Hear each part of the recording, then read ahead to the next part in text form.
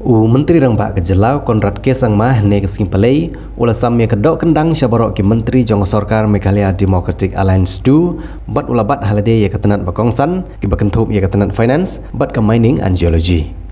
Ketkum kejing bahakam Menteri Rangba Kejelau ula bat halade ya ketenat finance, planning, home political, forest, mining and geology, information technology, personnel, program implementation, cabinet affairs, bat kiwi-kiwi kitenat kibaklam Malaysia ki menteri.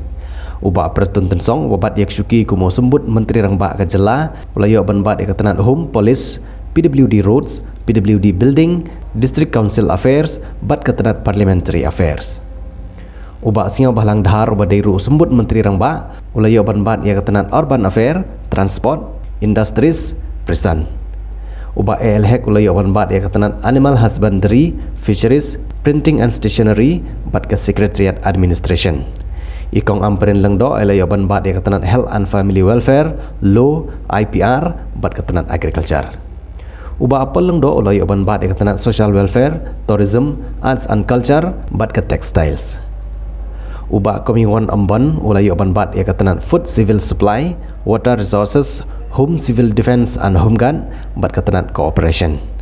Abu Tahir Mondal ulayo banbat yak ketenat power, community and rural development, bat ketenat taxation. Kermen Cela ulayo banbat yak ketenat excise, revenue and disaster management, legal metrology, bat ketenat home passport.